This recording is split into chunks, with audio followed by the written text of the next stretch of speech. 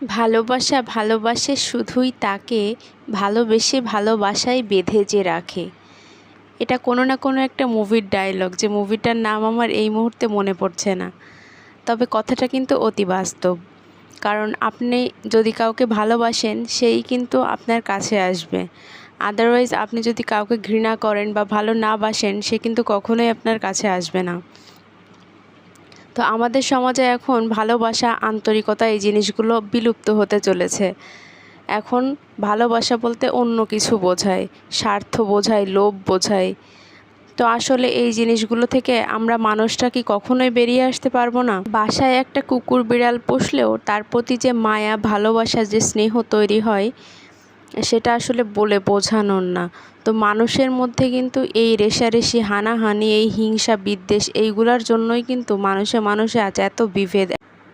আমরা চাইলেই কিন্তু পারি সব হিংসা বিদ্বেষ ভুলে একটু আন্তরিক হয়ে সবাই সবাইকে একটুখানি ছাড় দিয়ে চলার মন মানসিকতা তৈরি করতে, কিন্তু সেটা আমাদেরই দোষ, আমরাই পারি না। তো যাই হোক, আসসালামু আলাইকুম। আমি সাদিয়াস কিচেন অ্যান্ড লাইফস্টাইলে আপনাদের স্বাগতম। তো কেমন আছেন আপনারা? আশা করব সবাই আল্লাহর রহমতে ভালো আছেন। আমিও আলহামদুলিল্লাহ ভালো আছি। তো এতক্ষণ যা আপনারা আমার মেয়ে এবং আমার ছেলের এই যে লড়াই দেখছিলেন, তো এই লড়াইটা ছিল আসলে আমার ছেলে নিচে যাবে, মানে আমার নিচে হচ্ছে আমার শাশুড়ি থাকে, তো শাশুড়ির ওখানেই যাবে, সে দাদির ওখানে যাবে। এজন্যই সে আমার মেয়ের সাথে লড়ছিল। তো আমার মেয়েকে পড়তে দেবে না, ও বলছিল আগে আমাকে নিচে দিয়ে আসো, তারপর তুমি পড়বা। ও আমার কাছে এসে বায়না করছিল, বাট আমি যেতে দিচ্ছিলাম না দেখে আমার মেয়ের কাছে যাচ্ছিল। তো যাই হোক, এখন ওর আপি হচ্ছে ওর সব আবদার পূরণ করে, এই জন্য সবসময় আমি যেটা না করি সেটা ওর আপির কাছে যে বায়না করে। তো ভাই বোনের ভালোবাসাও কিন্তু আসলে পৃথিবীর সব থেকে একটা পবিত্র বন্ধন, পবিত্র ভালোবাসা।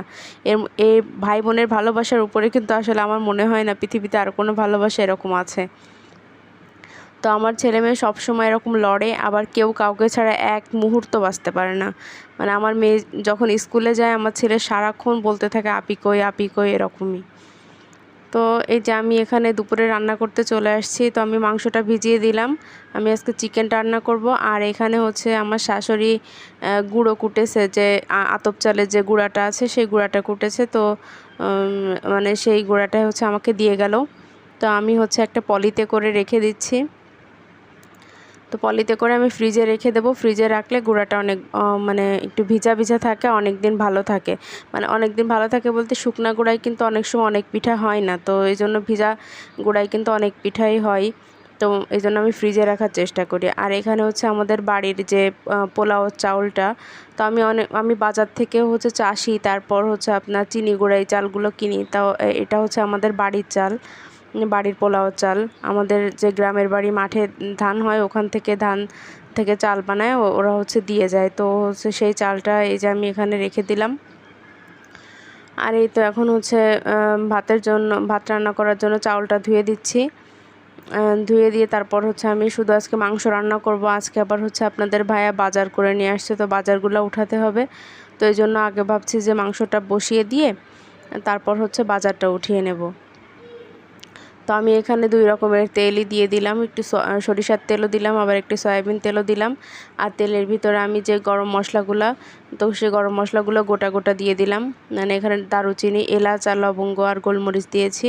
তেলে দিয়ে একটুখানি নাড়াচাড়া করে তারপর হচ্ছে এখানে পেঁয়াজ কুচি দিয়ে দিলাম।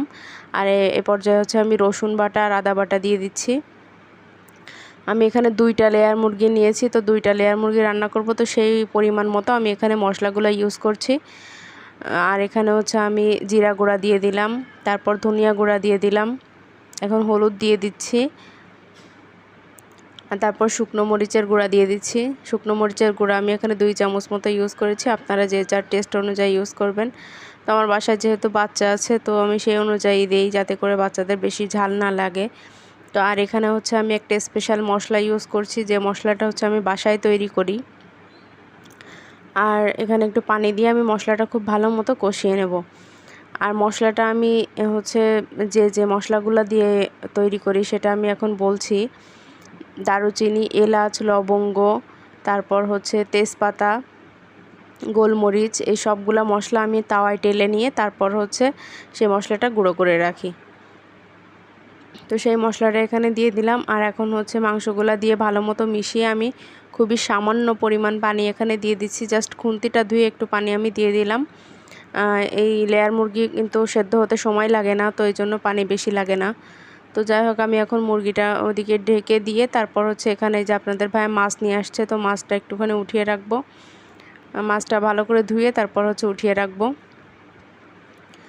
তো রান্না করতে করতে যদি বাজার নিয়ে আসে তাহলে কিন্তু প্রচুর ঝামেলা হয়।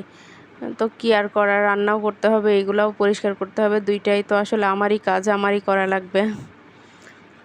তো মানে এই সব বাজার উঠানো বা মাছ টাছ ধোয়া এগুলো আমি হেল্পিং হ্যান্ড দিয়ে কখনোই করাই না, কারণ আমার এই কাজগুলো আসলে হেল্পিং হ্যান্ড দিয়ে করাইলে আমার মনোপুত হয় না। তো এই জন্য আমি নিজেরটা নিজেই করার চেষ্টা করি। তো এই যে এখানে মাছগুলো আমি নতুন পলিতে করে রেখে দিলাম। আর আমি কিন্তু ফ্রিজে মাছ রাখার ক্ষেত্রে আমি কোনো বক্স ইউজ করি না, কিন্তু পলি ইউজ করি, কিন্তু আমি প্রতিবারই নতুন পলিতে করে রাখি। আমি যে পলিটা একবার বের করি সেটা কিন্তু আমি দ্বিতীয়বার আর ইউজ করি না। তো এই যে আপনাদের ভাইয়া ওখানে ডাব কেটে দিচ্ছিল বাচ্চাদের। আর হচ্ছে আমি এই যে মাংসটা কিন্তু দেখেন মাংস থেকে কিন্তু অলরেডি অনেকটা পানি ছেড়েছে। তো মাংসটা আমি খুব ভালো মতো এখন আলু দিয়ে একটু কষিয়ে নেব। আর বাচ্চারা তো আলু ছাড়া মাংস খেতেই পারবে না, কারণ ঝোল দিয়ে বাচ্চারা খেতে পারে না। তো এই জন্য আলু দিতে হয় আমার মাংসে। সব ধরনের মাংসে আমি আলু ইউজ করি, আর মাংসের আলুটা কিন্তু খেতেও ভালো লাগে। আর এই যে এখানে আর একটুখানি গরম মশলা আমি দিয়ে দিলাম কষানোর সময়। তো আমি এখন খুব ভালো মতো কষিয়ে আমি পানি দিয়ে দেবো এখানে। ঝোলের জন্য যতটুকু পানি লাগবে পানিটুকু দিয়ে দেবো। আর আমি একটু ঝোল ঝোল করেই রান্না করব, খুব বেশি ঝোলও রাখবো না, আবার একদম ঝোলটা শুকিয়েও ফেলবো না। তো দেখতেই পাচ্ছেন পানির পরিমাণটা আসলে কতটুকু। আর আলু যেহেতু মাত্র দেওয়া, তো আলুটাও সেদ্ধ হবে, সেই অনুযায়ী আমি এখানে পানি দিয়ে দিলাম। মাংসটা কিন্তু সেদ্ধ হয়ে গেছে, কারণ লেয়ার মুরগির মাংস কিন্তু সেদ্ধ হতে একেবারেই সময় লাগে না। তো তখন আমি ঢাকনা দিয়ে ঢেকে দিলাম। আর এদিকে যে সবজিগুলা নিয়ে আসছে, তো সবজিগুলা হচ্ছে আমি উঠিয়ে নেব। সবজির এত দাম, আল্লাহ, মধ্যবিত্তদের নাগালের বাইরে। মানে আমাদের মতো মধ্যবিত্ত মানুষদের নাভিশ্বাস উঠে যাচ্ছে সবজি কিনতে, যে মানে এত পরিমাণের দাম সবজির। এই দাম যে কবে কমবে আল্লাহই ভালো জানে। তো এই যে এখানে আপনাদের ভাইয়া ঢেঁড়স নিয়ে আসছে, কচুরমুখী নিয়ে আসছে, তারপরে হচ্ছে পুঁই শাকের মিচড়ি নিয়ে আসছে, বেগুন নিয়ে আসছে। বেগুন নাকি 120 টাকা করে কেজি, মাথাই নষ্ট। তারপর লেবু নিয়ে আসছে, লেবু হচ্ছে আপনার আমি জিজ্ঞাসা করলাম, বলে পার পিস 5 টাকা করে নিয়েছে। তো আমাদের মতো মফস্বল এলাকায় তো দাম আরও কম, আর সেই তুলনায় তো যারা ঢাকায় থাকে বা বড় বড় শহরে যারা থাকে তাদের তো আরও অবস্থা খারাপ। তো এই তো আমি এখন সবজিগুলো এখানে তুলে নিচ্ছি, মানে ধুয়ে নিচ্ছি। আমি সবজি সব সময় ধুয়ে পানি ঝরিয়ে তারপরে ফ্রিজে রাখি, কারণ সবজি না ধুয়ে আমি কখনোই ফ্রিজে রাখি না, কারণ এই প্রত্যেকটা সবজিতে প্রচুর পরিমাণে সার ইউজ করে, তারপরে কীটনাশক ইউজ করে, এই জন্য আমি কখনোই সবজি না ধুয়ে ফ্রিজে রাখি না। আর এখানে যে আপনাদের ভাই চুই নিয়ে আসছে, বড় একটা চুই। তো এই চুই দিয়ে হচ্ছে গরুর মাংস রান্না করি আমি সাধারণত। মুরগির মাংসে আমি তেমন একটা চুই দেই না। চুই নিয়ে আসছে আর আদা নিয়ে আসছে দেশি আদা। তো দেশি আদাটা আমার দেখলেই কেন জানি না মনে হয় যে এখনও মনে হয় মানে ম্যাচিউর হয়নি, মানে এখনও মনে হয় ইম্যাচিউর দেশি আদাটা।